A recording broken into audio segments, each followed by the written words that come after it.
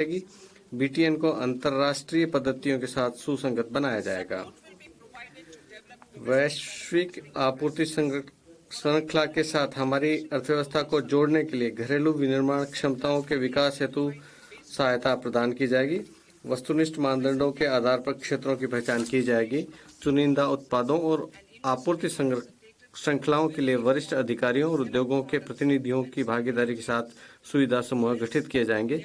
इसके माध्यम से इंडस्ट्री 4.0 के में बहुत से अवसर मौजूद हैं, जिसके लिए उच्च कौशल और प्रतिभा की आवश्यकता होगी। हमारे युवाओं के पास दोनों गुण हैं। युवाओं के लाभ के लिए इस अवसर का लाभ उठाने के लिए हमारी सरकार घरेलू इलेक्ट्रॉनिक उपकरण उद्योग को सहायता प्रदान करेगी।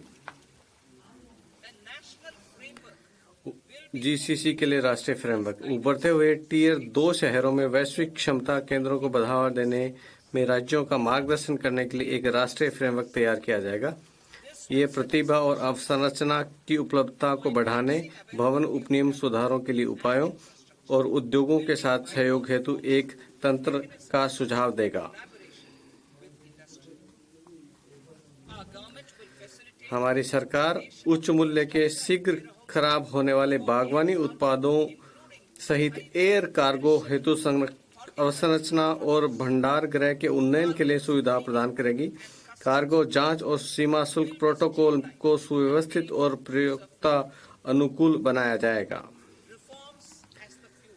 अब मैं इंजन के रूप में सुधारों की तरफ बढ़ती हूं और विशेष सुधारों का उल्लेख करूंगी। पिछले 10 वर्षों में हमारी सरकार ने करदाताओं की सुविधाओं के लिए बहुत से सुधार किए हैं, जैसे कि अप्रत्यक्ष कर निर्धारण, दूसरा करदाता चार्टर, तीसरा त्वरित विवरणी, चौथा स्वकर निर्धारण पर लगभग 99% विवरणी, पांचवा विवाद से विश्वास से।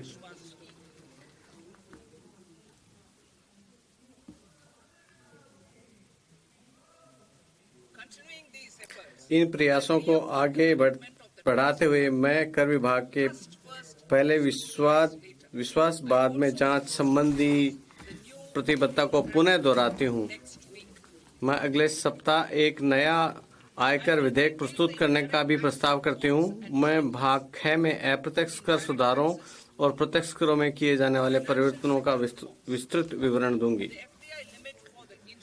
बीमा क्षेत्र में विदेशी प्रत्यक्ष निवेश।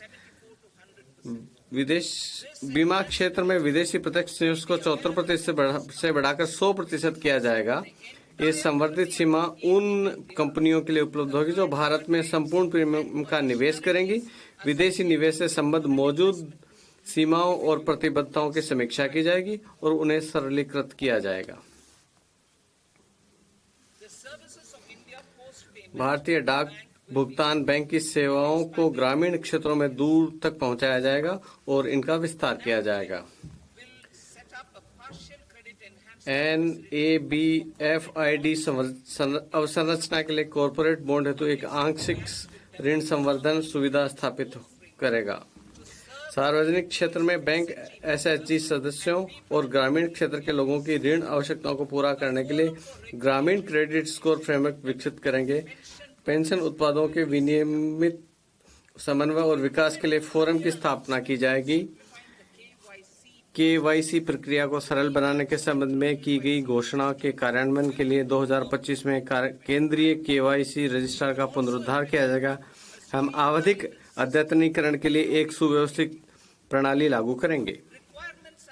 कंपनियों के विलय के लिए त्वरित अनुमोदन संबंधी आवश्यकताओं और प्रक्रियाओं को तर्कसंगत बनाया जाएगा। शीघ्र विलय के दायरे में भी विस्तार किया जाएगा और प्रक्रिया को सरल बनाया जाएगा। अंतरिम बजट में ये प्रस्तावित हमने वर्ष 2024 में 2 देशों के साथ द्विपक्षीय निवेश संधियों पर हस्ताक्षर किए।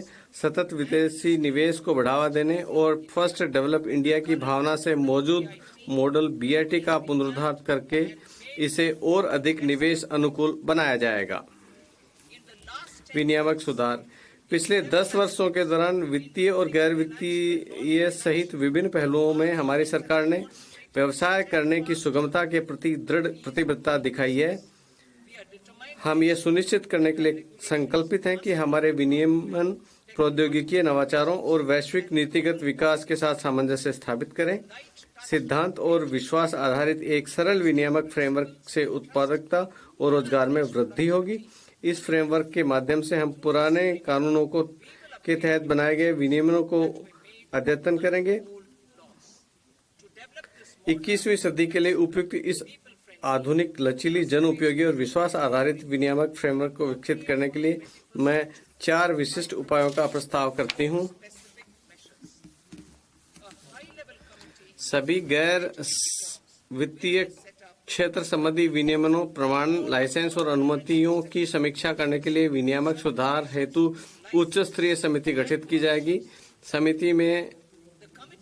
समिति से 1 वर्ष के भीतर अपनी सिफारिश प्रस्तुत करने की उम्मीद होगी।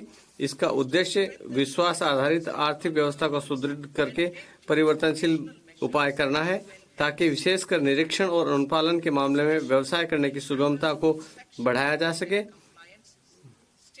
राज्यों को भी इस प्रयास में शामिल होने के लिए प्रोत्साहित किया जाएगा।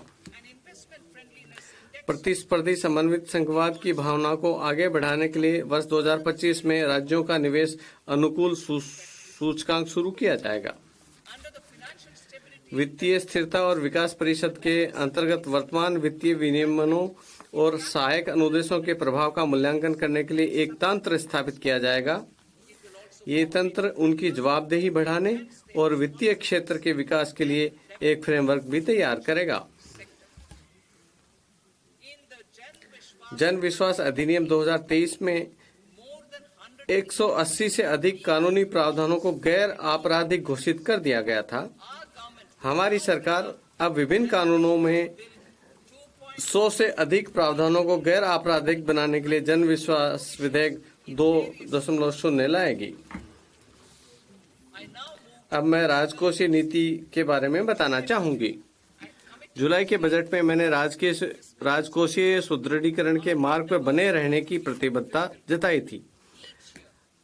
हम राजकोषीय घाटे को प्रत्येक वर्ष इस प्रकार से रखने का प्रयास करेंगे कि केंद्रीय सरकार का ऋण जीडीपी के प्रतिशत के रूप में गिरते क्रम में बना रहे। अगले 6 वर्षों के लिए रोडमैप का विस्तृत ब्यौरा FRBM विवरण में दिया गया है। संशोधित अनुमान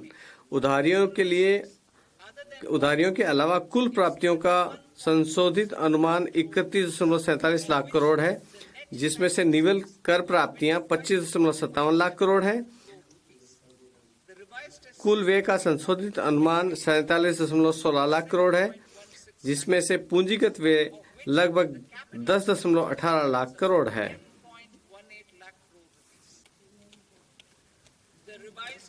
राजकोषीय घाटे का संशोधित अनुमान जीडीपी का 4.8% है। बजट अनुमान वर्ष 2025-26 में उधारियों के अतिरिक्त कुल प्राप्तियां और कुल व्यय क्रमशः 34.96 लाख करोड़ तथा 50.65 लाख करोड़ रुपए रहने का अनुमान है। निवल कर प्राप्तियां 28.37 लाख करोड़ रहने का अनुमान है। राजकोषीय घाटा जीडीपी का 4.4% रहने का अनुमान है। राजकोषीय घाटे को वित्तपोषित करने के लिए दिनांकित प्रतिभूतियों से निवल बाजार उधारियों के 11.54 लाख करोड़ रहने का अनुमान है। शेष वित्तपोषण लघु बचतों और अन्य स्रोतों से आने की संभावना है। सकल बाजार उधारियां 14.82 लाख करोड़ रहने का अनुमान है। अब मैं भाग 6 की ओर बढ़ती हूँ।